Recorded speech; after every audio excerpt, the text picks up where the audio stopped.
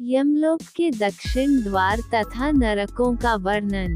पापी जीव दक्षिण द्वार में होकर किस प्रकार यमपुरी में प्रवेश होते हैं, यह हम सुनना चाहते हैं, आप विस्तार पूर्वक बतलाइए। सुनो।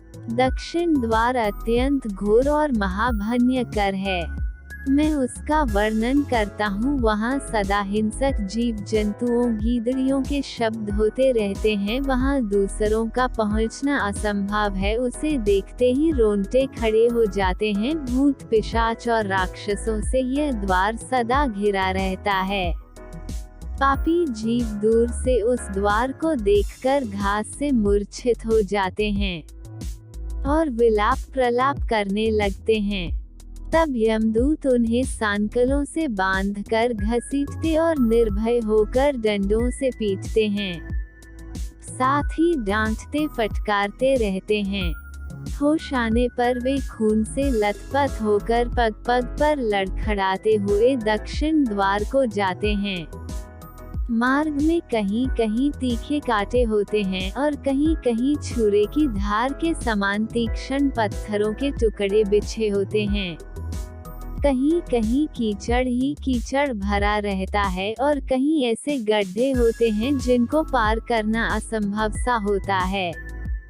कहीं कहीं लोहे की सुई के समान कीलें गड़ी होती हैं। कहीं कहीं तपे हुए अंगारे अग्नि के बिछे होते हैं। पापी जीवों को उसी मार्ग से यात्रा करनी पड़ती है। कहीं ढेले, कहीं तपाई हुई बालू और तीखे कांटे होते हैं। कहीं तपी हुई पत्थर शिला होती है। कहीं दूषित जल और कहीं कंडे की आग से वह मार्ग भरा रहता है। कहीं सिंह, भेड़िए, बाघ, डांस और भयानक कीड़े डेरा डाले रहते हैं। कहीं बड़ी बड़ी जोंक और अजगर पड़े रहते हैं। भयंकर मक्खियां, विषैले सांप और खूंखार बलिष्ठ हाथी चीरा फाड़ा करते हैं। खुरों से खोदने वाले मार्ग को खोदते हुए तीखे सींगों वाले बड़े बड़े सांड, भैंसे और मतवाले चीते सबको कष्ट देते हैं। भयानक, डरावने और भीषण रोगों से पीड़ित होकर जीव उस मार्ग से यात्रा करते हैं। कहीं धूल मिश्रित प्रचंड वायु चलती है जो पत्थरों की वर्षा करके निराश्रय जीवों को कष्ट पहुंचाती रहती है। कहीं कहीं बिजली गिरने से शरीर विदीर्ण हो जाता है। कहीं बड़े जोर से बाणों की वर्षा होती है जिससे सब अंग छिन्न भिन्न हो जाते हैं। कहीं कहीं बिजली और बादल गड़गड़ाहट के साथ उल्कापात होते रहते हैं और प्रज्वलित अंगारों की वर्षा हुआ करती है जिससे जलते हुए पापी जीव आगे बढ़ते हैं। कभी कभी धूल की वर्षा होने से सारा शरीर धूल से भर जाता है। धूल के जो कण होते हैं और जो कण शरीर में आकर लगते हैं वो बाणों की भांति शरीर में चुभते चले जाते हैं। ये बालुका के कण महा दुखदायी होते हैं। मेघों के भयंकर गर्जन से जीवों को अति दुख होता है। बाण वर्षा से घायल हुए शरीर पर खारे जल की धारा गिराई जाती है और उनकी पीड़ा सहन करते हुए जीव आगे बढ़ते हैं। कहीं कहीं अत्यंत शीतल हवा चलने के कारण अधिक सर्दी पड़ती है तथा कहीं सूखी और कठोर जहरीली वायु का सामना करना पड़ता है। इससे पापी जीवों के अंग से बेवाई फट जाती है। वे सूखने व सिकुड़ने लगते हैं। ऐसे मार्ग पर न तो राह खर्च के लिए कुछ मिल पाता है और न कहीं कोई सहारा दिखाई देता है। इस मार्ग से पापी जीवों को यात्रा करनी पड़ती है। सब और निर्जन और उजाड़ देश दृष्टिगोचर होता बड़े परिश्रम से पापी जीव यमलोक पहुंच पाते हैं। यमराज की आज्ञा पालन करने वाले दूत उन्हें बलपूर्वक ले जाते हैं। साथ में कोई मित्र भी नहीं होता है। जीव अपने कर्मों को सोचते हुए रोते रहते हैं। प्रेतों का उनका शरीर होता है। उनके कंठ, ओठ और तालू सूखे रहते हैं। वे शरीर से अत्यंत दुर्बल और भयभीत हो जाते हैं। क्षुधाग्नि की ज्वाला से जलते रहते हैं। कोई सांकल में बंधे होते हैं, किसी को उतान सुलाकर यमदूत उनके दोनों पैर पकड़कर घसीटते हैं और कोई नीचे मुंह करके घसीटते जाते हैं। उस समय उन्हें अत्यंत दुख होता है, उन्हें खाने को अन्न और पीने को पानी नहीं मिलता। वे भूख प्यास से पीड़ित हो हाथ जोड़ दीन भाव से आंसू बहाते हुए और विलाप कर याचना करते और कहते हैं कि कुछ दीजिए, इसी का रट लगाए रहते हैं। उनके सामने सुगंधित पदार्थ दही, खीर, घी, भात, सुगंध युक्त दूध और शीतल जल प्रस्तुत होते हैं। उन्हें देखकर वह बारंबार उनके लिए याचना करते हैं। उस समय यमराज के दूत क्रोध से लाल आंखें करके उन्हें फटकारते हुए कठोर वाणी में कहते हैं, पापियों, तुमने समय पर संतों, ऋषि मुनियों, साधु और योगी जनों के उपदेश को क्यों नहीं सुना और उनकी वाणी की मनमानी अवहेलना की है और निंदा करने में और उन्हें दुख पहुंचाने में क्या क्या उपाय किए हैं। तुम पर नारियों के बिगाड़ने में, चोरी, मांस आदि व्यसनी वस्तुओं का सेवन करने में लगे रहे, अर्थात साधु संत का तनिक स्वागत नहीं किया और शास्त्रों और संतों की वाणियों का मनमानी अर्थ निकालकर घटाते रहे। ऐ पापियों, होशियार आवाज देते हुए उनकी ओर दौड़ पड़ते हैं, तुमको बहुत दफा मना किया। उस एक वक्त अपने मद में चूर थे, बल में चूर, धन में चूर, जाति में चूर, हुकूमत मद में चूर थे। होशियार तलवार लेकर यमदूत उसकी ओर दौड़ते हैं, फिर कहते हैं, उसी का फल तुम्हारे सामने प्रकट हुआ है। तुम्हारा धन आग में नहीं जला था, जल में नहीं डूबा था, राजा ने नहीं छीना था, चोरों ने नहीं चुराया, तब भी तुमने साधु संतों और अतिथि की सेवा से अपना आत्मा कल्याण क्यों नहीं किया। इसी धन की सेवा से तुम उन महात्माओं के पास जाते जिनकी दया से आत्मा कल्याण होता। इस वक्त तुम्हें कहाँ से कोई प्राप्त हो।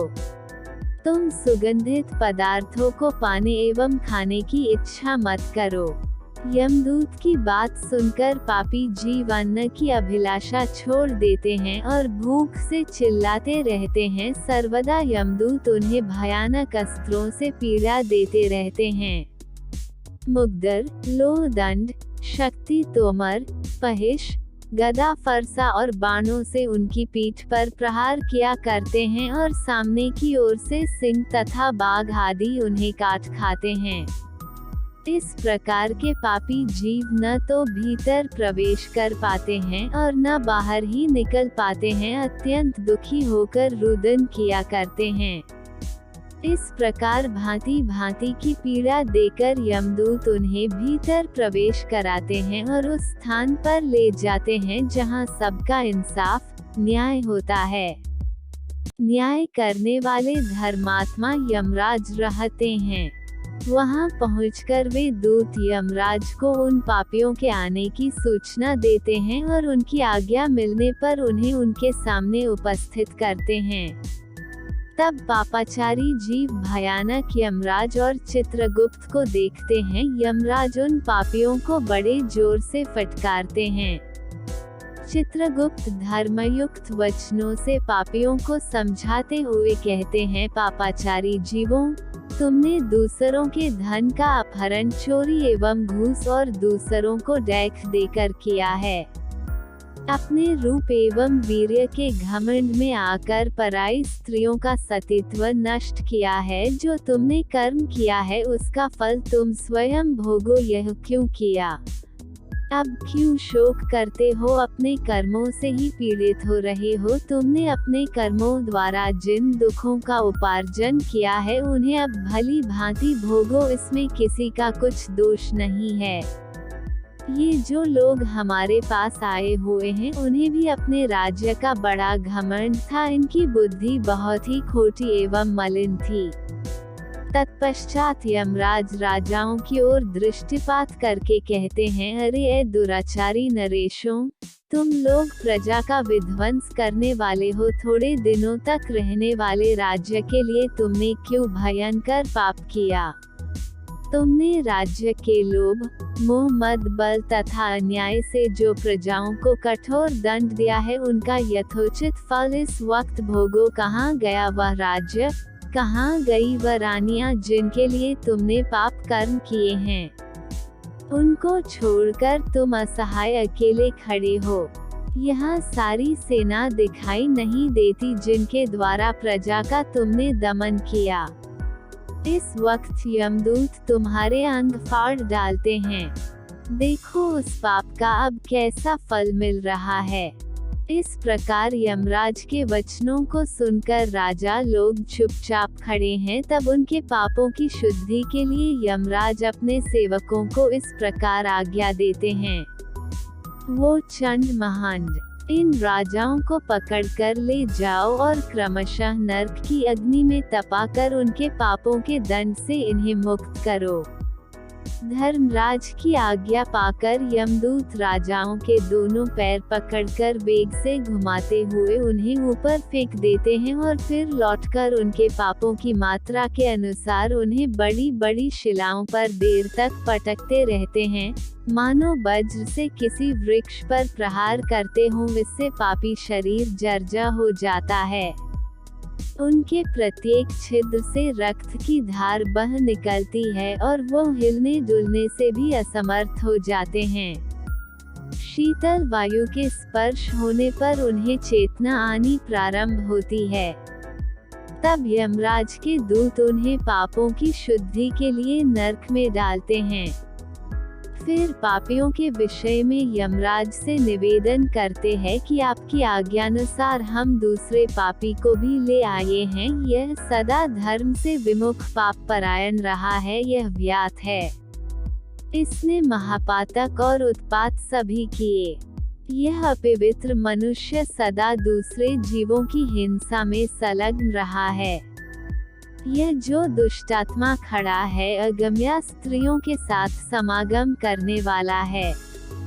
इसने दूसरे के धन का भी अपहरण किया है। यह कन्या बेचने वाला, झूठी गवाही देने वाला, कृतघ्न तथा मित्रों को धोखा देने वाला है। इस दुरात्मा ने मदोन्मत्त होकर धर्म की निंदा की है। मृत्युलोक में केवल पाप के ही आचरण किए हैं। मैंने आपकी आज्ञानुसार खड़ा कर दिया है। आपके सेवक हैं, अब क्या करें। आप आज्ञा दे। यमदूत उस पापी को यमराज के सामने सम्मुख करके वहां से दूसरे पापियों को पकड़ने के लिए रवाना हो जाते हैं। जब पापी पर लगाए हुए दोष की सिद्धि हो जाती है, तब यमराज अपने भयंकर सेवकों को उसे दंड देने का आदेश देते हैं। ऋषियों के द्वारा जो विधान लागू किया हुआ है, उसके अनुसार यम किनका दंड देना प्रारंभ करते हैं। त्रिशूल, बर्छा, भाला, मुग्दर तीरों से और भांति भांति की तलवार से उस पापी के शरीर को विदीर्ण कर डालते हैं।